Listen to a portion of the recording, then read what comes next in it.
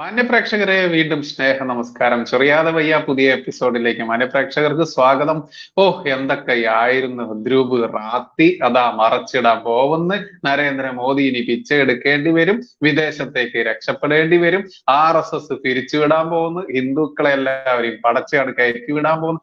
എന്തൊക്കെയായിരുന്നു. എന്തായാലും ധ്രുവ് റാത്തി എന്ന് പറയുന്ന ഒരു വ്യക്തിയെ ഒരുപാട് നാളായി നമ്മളെല്ലാവരും കേട്ടുകൊണ്ടിരിക്കുകയാണ്. ഈ ധ്രുവ്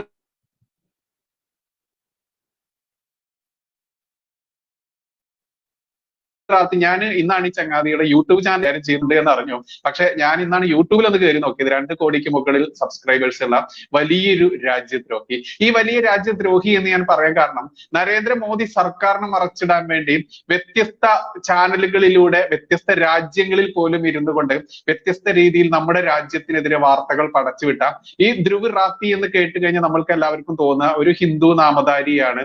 ആ ഒരു ഹിന്ദു നാമധാരി ഒരു ഹിന്ദിക്കാരൻ തന്നെ ഇത്രയ്ക്ക് ഒരു ഭാരതീയൻ തന്നെ പറയുമ്പോൾ എത്രത്തോളം സത്യമാണ് എന്ന ധാരണയോടുകൂടി നമ്മുടെ ഇവിടുത്തെ സാധാരണക്കാരായിട്ടുള്ള പ്രത്യേകിച്ച് ഹിന്ദി ബെൽറ്റിലുള്ള ആളുകളൊക്കെ വിശ്വസിച്ചുകൊണ്ട് നരേന്ദ്രമോദിജിക്കെതിരെ അതല്ലെങ്കിൽ NDAക്കെതിരെ BJPക്കെതിരെ വോട്ട് ചെയ്തുകൊണ്ട് 400-ന് മുകളിൽ പ്രതീക്ഷിച്ച നരേന്ദ്രമോദിജിയെ വളരെ നിരാശനാക്കിക്കൊണ്ട് 300-ന് താഴോട്ട് കൊണ്ടുവരാൻ പറ്റിയ അതിൽ ഏറ്റവും കൂടുതൽ പണിയെടുത്ത ഒരുത്തരം തന്നെയാണ് ധ്രുവ് റാത്തി. ഈ ധ്രുവ് റാത്തിയെ കുറിച്ചുള്ള ഒരു വിവരം കുറച്ച് മണിക്കൂറുകൾക്ക് മുൻപ് എനിക്ക് കിട്ടി. അത് ഇന്നലെയും മിനിയാന്നൊക്കെ പുറത്തു വന്നിട്ടുണ്ട്. അത് പക്ഷേ സ്ഥിരീകരണം ഉണ്ടായിരുന്നില്ല. ഇത് സ്ഥിരീകരിക്കുന്ന രീതിയിൽ തന്നെ പുറത്തു വന്നൊരു വിവരമാണ്. ഒരു ചെറിയൊരു വിവരം ഞാനൊന്ന് ഇവിടെ വായിക്കാം. ഹിന്ദുവായി വേഷം ഇട്ടുകൊണ്ട് മോദി വിരുദ്ധ BJP വിരുദ്ധ RSS വിരുദ്ധ സനാതന വിരുദ്ധ നുണകൾ പ്രചരിപ്പിക്കുന്ന ധ്രുവ് റാത്തിയെ കുറിച്ചുള്ള സത്യം പുറത്തു വന്നു. അദ്ദേഹത്തിന്റെ യഥാർത്ഥ പേര് ബദ്രു റാഷിദ്, മുഴുവൻ പേര് ബദ്രുദ്ദീൻ റാഷിദ് ലാഹോരി. പാകിസ്ഥാനിലെ ലാഹോറിലാണ് അദ്ദേഹം ജനിച്ചത്.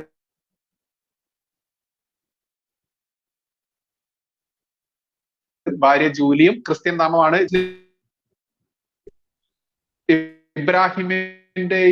ഇബ്രാഹിമിന്റെ കറാച്ചിയിലെ രഹസ്യ ആഡംബര ബംഗ്ലാവിലാണ് അവർ താമസിക്കുന്നത്. അവിടെ അവർക്ക് ISIയുടെയും പാകിസ്ഥാൻ സൈന്യത്തിന്റെയും അങ്ങനെ പോവുകയാണ് ഈ ഡീറ്റെയിൽസ്. കൃത്യമായിട്ടും ഇതൊരു മുസ്ലിം നാമം തന്നെയാണ് എന്നുള്ളൊരു സ്ഥിരീകരണം ഞാനിത് നമ്മുടെ 1-2 ബഹുമാനപ്പെട്ട മുതിർന്ന ആളുകളോട് ഞാനിത് അന്വേഷിച്ചു. അപ്പൊ അവരുടെ സാക്ഷ്യപ്പെടുത്തൽ കൂടി കിട്ടിയത് കൊണ്ടാണ് ഞാൻ 2-3 ദിവസം മുമ്പ് എൻ്റെ അടുത്ത് ഈ വിവരം കിട്ടിയിട്ടുണ്ടെങ്കിലും ഞാൻ ഇതിവിടെ പങ്കുവെക്കുന്നത്.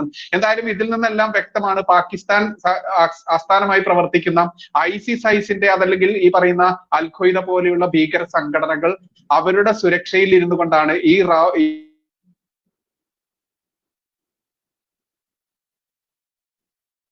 ഈ ചങ്ങാതി ധ്രുവ് റാത്തി എന്ന് പറയുന്ന ഈ ചങ്ങാതി ആ വീഡിയോകൾ എത്രത്തോളമാണ് സ്വാധീനം ചെലുത്തിയത് എന്ന് അറിഞ്ഞത് കൊണ്ട് തന്നെയാണ് നമ്മൾ ഈ ഡീറ്റെയിൽസ് പുറത്തുവിടുന്നത്. നമ്മുടെ ചൊറിയാതെ വഴിയിൽ ഈ ഡീറ്റെയിൽസ് പറയേണ്ടതുണ്ട്. കാരണം മറ്റു മാധ്യമങ്ങളൊന്നും ഇത് പ്രസിദ്ധീകരിക്കുന്നില്ല. പക്ഷേ ഇവിടെ നമ്മൾ എടുത്തു പറയേണ്ട മറ്റൊരു കാര്യമാണ്, നമ്മൾ എല്ലാവരും കണ്ടിരുന്നു എല്ലാ കണ്ണുകളും റഫായിലേക്ക് എന്ന് പറയുന്ന ഒരു ക്യാമ്പയിൻ നമ്മൾ എല്ലാവരും കണ്ടിരുന്നു. പക്ഷേ എല്ലാ കണ്ണുകളും റഫായിലേക്ക് പോകണമെന്ന് പറഞ്ഞുകൊണ്ട് ഇവിടുത്തെ സോഷ്യൽ മീഡിയ ആക്ടിവിസ്റ്റുകളായിക്കോട്ടെ, ഇവിടുത്തെ സാംസ്കാരിക നായകന്മാരായിക്കോട്ടെ, സിനിമാ മേഖലയിലുള്ള നടീനടന്മാരായിക്കോട്ടെ, ഇവരൊക്കെ നടത്തിയ ക്യാമ്പയിൻ പക്ഷേ ഈ 9-ാം തീയതി നടന്ന കാശ്മീരിൽ നടന്ന ഒരു കൂട്ടക്കുരുതിയിൽ ഒരു കുഞ്ഞു പോലും കൊല്ലപ്പെട്ടിട്ട് അവിടേക്ക് ചെന്നില്ല, തിരിഞ്ഞില്ല ആ കണ്ണുകൾ എന്ന് പറയുമ്പോൾ അതിലെ ആ ഒരു വിരോധാഭാസം അത് നമ്മളിവിടെ ചർച്ചയ്ക്ക് എടുക്കേണ്ടതുണ്ട്. നമുക്കറിയാം തീവണ്ടിയിൽ സീറ്റ് തർക്കത്തിന്റെ പേരിൽ തമ്മിൽ തല്ലി മരിച്ച ഒരു വ്യക്തി, അയാളെ നമ്മൾ അവരെ നമ്മൾ ചെറുതായി കാണുകയൊന്നുമല്ല. ജുനൈദ് എന്തോ പേരുള്ള ഒരു മുസ്ലിം നാമധാരിയും ആ നാമധാരിക്ക് വേണ്ടി നമ്മുടെ നാട്ടിൽ നിന്ന് ഞാനടക്കമുള്ള ടീച്ചർ അടക്കമുള്ള നമ്മളെ കാണുന്ന പ്രേക്ഷകരടക്കമുള്ള ആളുകൾ അടച്ച നികുതി കാശിൽ നിന്ന് 10 ലക്ഷം രൂപയെടുത്ത് പോയിട്ടുള്ള പിണറായി വിജയൻ അവർക്ക് സമർപ്പിച്ച് തിരിച്ചു വന്നപ്പോഴേക്കാണ് അറിഞ്ഞത് ഇത് സീറ്റ് തർക്കത്തിന്റെ പേരിൽ കൊല്ലപ്പെട്ടതാണ്. ബീഫ് കൈവശം വെച്ചു എന്ന പേരിലാണ് പത്രമാധ്യമങ്ങൾ അത് പ്രചരിപ്പിച്ചതെന്നും അതിന്റെ പേരിലാണ് തല്ലി കൊല്ലപ്പെട്ടതെന്നും പ്രചരിപ്പിച്ച് ആ പൈസ പോയി കിട്ടിയെന്നല്ലാതെ മറ്റൊന്നും ഉണ്ടായില്ല. ഈ പിണറായി വിജയൻ അടക്കമുള്ള ഇപ്പൊ നമ്മൾക്കറിയാം മുഹമ്മദ് റിയാസ് ഒക്കെ റഫായിലേക്ക് കണ്ണു നട്ടിരിക്കുന്ന ആളുകൾ തന്നെയാണ് ഈ PM മുഹമ്മദ് റിയാസ്, പിണറായി വിജയന്റെ മരുമകൻ. ഇവർക്കാർക്കും ഒരു ഫേസ്ബുക്ക് പോസ്റ്റ് പോയിട്ട് ചെറിയൊരു അനുശോചനം പോലും കാശ്മീരിൽ നടന്ന വൈഷ്ണോദേവി ക്ഷേത്രത്തിലേക്ക് ദർശനത്തിന് പോയിട്ടുള്ള ആളുകളിൽ നിന്ന് അതിൽ 35-40ഓളം പേർ വളരെ ഗുരുതരമായിട്ട് ചികിത്സയിലിരിക്കുന്ന ആളുകളുണ്ട്. 10 പേർ കൊല്ലപ്പെട്ടു. അതിൽ ഒരാൾ ഒരു കുഞ്ഞായിരുന്നു, ചെറിയൊരു കുഞ്ഞ്, 4-5 വയസ്സുള്ള ഒരു ആൺകുട്ടിയായിരുന്നു.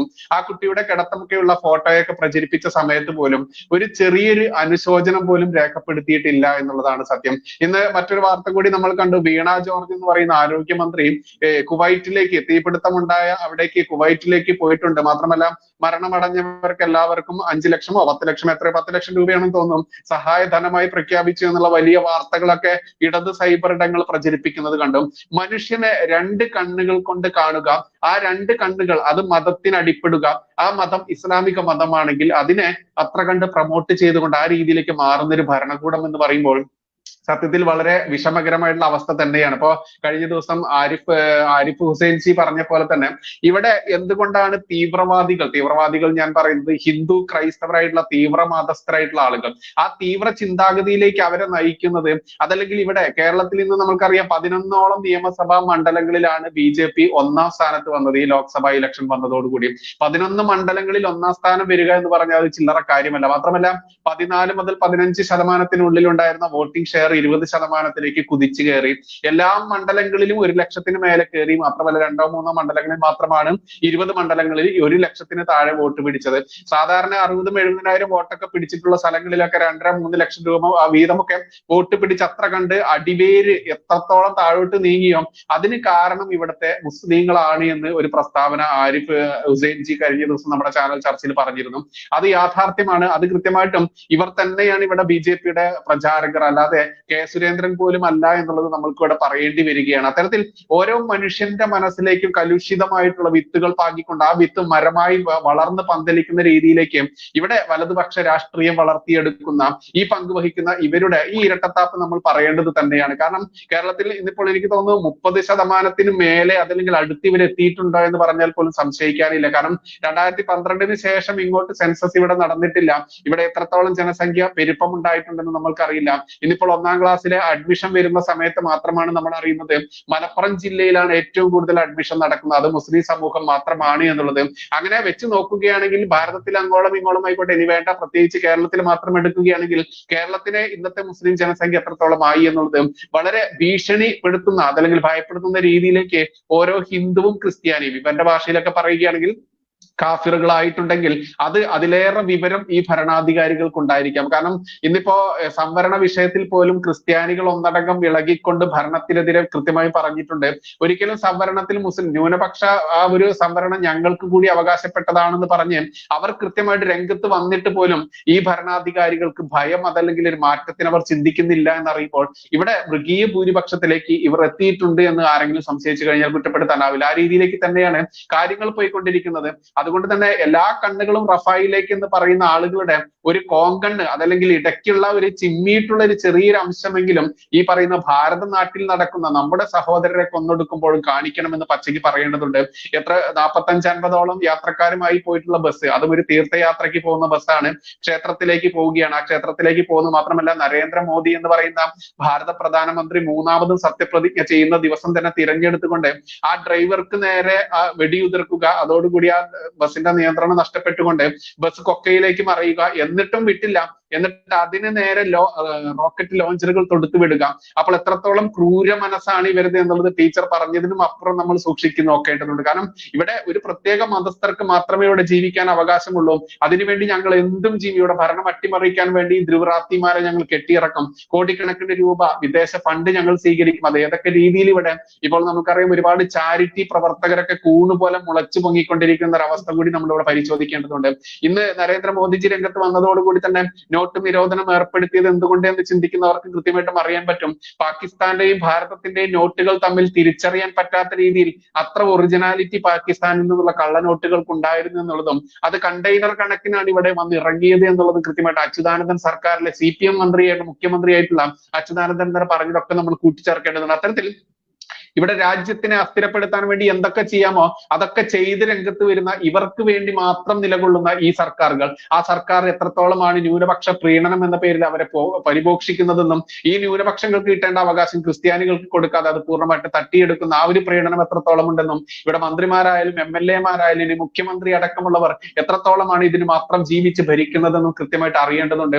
അതുകൊണ്ട് തന്നെ നമ്മുടെ ചൊറിയാതവയിൽ കൃത്യമായിട്ടും ഈ മരണപ്പെട്ടിട്ടുള്ള കാശ്മീരിലെ റിയാസി എന്ന് പറയുന്ന സ്ഥലം, ആ റിയാസിയും റഫയും രണ്ടും 6-ൽ തുടങ്ങുന്ന ഒരു സ്ഥലം കൂടി അത് സ്വാഭാവികമായി വന്നതാണെങ്കിൽ പോലും കണ്ണീരോട് കൂടിയിട്ടല്ല, കുഞ്ഞിന്റെ ഫോട്ടോ ഒന്നും കാണാൻ പറ്റില്ല. നമ്മൾ കണ്ടതാണ് ഈ പറയുന്ന ഇസ്രായേൽ പലസ്തീനും തമ്മിലുള്ള യുദ്ധം നടക്കുന്ന സമയത്തൊക്കെ കുഞ്ഞു മക്കളുടെ മൃതശരീരങ്ങൾ കടൽ തീരത്ത് കിടക്കുന്ന ഫോട്ടോയും വീഡിയോസും ഒക്കെ പ്രചരിപ്പിച്ചുകൊണ്ട് കോടിക്കണക്കിന് രൂപ തട്ടിയെടുക്കാൻ വേണ്ടി ആ ഒരു രോദനം നമ്മൾ കണ്ടിട്ടുള്ളതാണ്. പിന്നീടാണ് നമ്മൾ അറിഞ്ഞത് സോഷ്യൽ മീഡിയ അടക്കമുള്ള മാധ്യമങ്ങൾ ഇത്ര കണ്ട് വളർന്നത് കൊണ്ട് കൂടി തന്നെ അതിലെ പൊള്ളത്തരം എന്താണ് എന്നുള്ളതും ആരുടെ ഭാഗത്താണ് സത്യം എന്നുള്ളതും ഇസ്രയേലാണോ പലസ്തീനാണോ അങ്ങോട്ട് കയറി ഞോണ്ടുന്നതെന്നും പിന്നീട് തിരിച്ചടി കിട്ടുന്നത് ആർക്കാണ് എന്നുള്ളതും ഈ സത്യം ലോകം അറിഞ്ഞതോടുകൂടി ഇവന്മാരുടെ ആ രോദനത്തിന് വിലയില്ലാതെ, അതുകൊണ്ട് തന്നെ ഇന്നിപ്പോൾ ഫണ്ട് കണ്ടെത്തുന്നത് ഇത്തരത്തിലുള്ള ചാരിറ്റി പ്രവർത്തികളിലൂടെ തന്നെയാണ് എന്നുള്ളത് നമ്മൾ മനസ്സിലാക്കേണ്ടതുണ്ട്. അത് പല രീതിയിലുള്ള രോഗത്തിന്റെ അടിപ്പെട്ട് കിടക്കുന്ന ആളുകളെ അവരെ സ്വാധീനിച്ചുകൊണ്ടാണ് ഏറ്റവും കൂടുതൽ ഇവിടെ നടക്കുന്നത് എന്ന് പറയുന്നതോടൊപ്പം തന്നെ ഒരു കൊലപാതക കേസിൽ, അതും ഒരു 17 വയസ്സിനുള്ളിലുള്ള ഒരു കുരുന്നിനെ കൊന്ന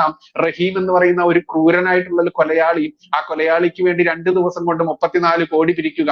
അതിന് കയ്യും കണക്കുമില്ല. 34 കോടിയാണോ 3400 കോടിയാണോ പിരിക്കപ്പെട്ടത് എന്ന് ആരും അറിയുന്നില്ല, ആരും ചോദിക്കുന്നില്ല. അതിനെതിരെ പറഞ്ഞു കഴിഞ്ഞാൽ ആ പറയുന്നവന്മാർ വർഗീയവാദി അതല്ലെങ്കിൽ ഇസ്ലാമുകളോടുള്ള അവരോടുള്ള വിരോധം എന്നുള്ളത് വെച്ചുകൊണ്ട് അതിനെ പരിഹസിക്കുക, അതല്ലെങ്കിൽ താഴ്ത്തിക്കെട്ടി സാമൂഹ്യ മാധ്യമത്തിലൂടെ കാണിക്കുക, അവർക്കെതിരെ കേസെടുക്കുക, അവരെ വർഗീയവാദികളായി ചിത്രീകരിക്കുക. ഇതൊക്കെ കണ്ടുകൊണ്ടിരിക്കുന്ന ഈ നാട്ടിൽ ഹിന്ദുക്കളും ക്രിസ്ത്യാനികളും മതം തിരിച്ചുകൊണ്ട് തന്നെ നമ്മൾ ഇന്ന് പറയേണ്ട ഒരു അവസ്ഥയിലേക്ക് എത്തിയിരിക്കുന്നു. ഹിന്ദുക്കളും ക്രിസ്ത്യാനികളും ഇനിയും കണ്ണു തുറന്നിട്ടില്ല എന്നുണ്ടെങ്കിൽ കാശ്മീർ പണ്ഡിറ്റുകൾ ഓടി എന്നിട്ടുള്ളത് നമ്മൾ കേട്ടിട്ടുണ്ട്. പിന്നീട് നമ്മൾ സിനിമയിലൂടെ കാശ്മീർ ഫയൽസിലൂടെ കണ്ടു. എന്തുകൊണ്ടാണ് കാശ്മീർ ഫയൽസ് ഈ കേരളത്തിൽ ഓടിക്കാൻ സമ്മതിക്കാത്തത് എന്നെങ്കിലും അതെങ്കിലും മിനിമം നിങ്ങൾ ചിന്തിക്കേണ്ടതുണ്ട്.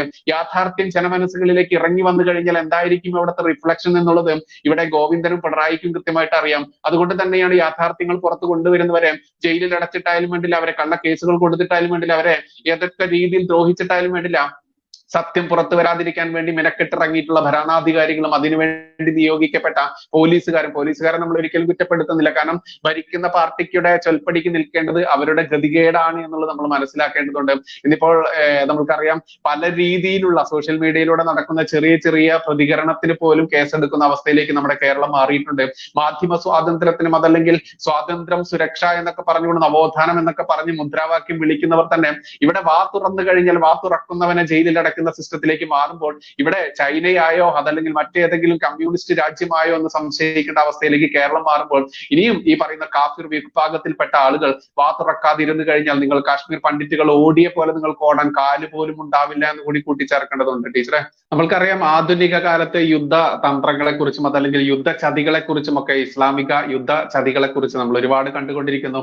ഇന്നിപ്പോൾ ആയുധങ്ങളും മിസൈലുകളായാലും അതല്ലെങ്കിൽ യന്ത്ര തോക്കുകളായാലും ഒരുപാട് ആധുനിക ഉപകരണങ്ങൾ വെച്ചുകൊണ്ട് ഇസ്രയേലായാലും പലസ്തീനായാലും മറ്റ് ഒട്ടേറെ ഇസ്ലാമിക രാജ്യങ്ങളുടെ ആ ഒരു ഭീകരമായിട്ടുള്ള ആക്രമണങ്ങൾ, ഇസ്ലാമിക സംഘടനകളുടെ ആക്രമണങ്ങളൊക്കെ കണ്ടുകൊണ്ടിരിക്കുന്ന നിങ്ങൾ മനസ്സിലാക്കുക, ഏകദേശം 100 വർഷങ്ങൾക്ക് മുൻപ് 1921 എന്ന് പറയുന്ന വർഷത്തിൽ ആ കാലത്തെ മാരക ആയുധങ്ങൾ തന്നെയായിരുന്നു കുന്തവും വാളുകളും വടിവാളുകളും മറ്റു വെട്ടുകത്തികളും. ഇതൊക്കെ വെച്ചുകൊണ്ട് അന്ന് എന്തായിരുന്നു വാരിയും കുന്നത്തെ കുഞ്ഞഹമ്മദ് എന്ന് പറയുന്ന ആ ഒരു മഹാദുഷ്ടൻ, ഒരു കൊടും ഭീകരവാദി. ഇന്നത്തെ കാലത്ത് അയാൾ ഉണ്ടായിരുന്നെങ്കിൽ ഒരു പക്ഷേ ഐസിസിന്റെ അതല്ലെങ്കിൽ അൽഖ്വയ്ദയുടെ ഹമാസിന്റെ ഒക്കെ തലവനാക്കി അയാളെ അവരോധിക്കപ്പെടുമായിരുന്നു എന്നുകൂടി യാഥാർത്ഥ്യം നിങ്ങൾ മനസ്സിലാക്കുക. അയാൾക്ക് വേണ്ടി ഒരു സ്മാരകം ഓൾറെഡി മലപ്പുറത്തിന്റെ മണ്ണിൽ ഓൾറെഡി ഒരു സ്മാരകം ഉണ്ടാക്കിയിട്ടുണ്ട്.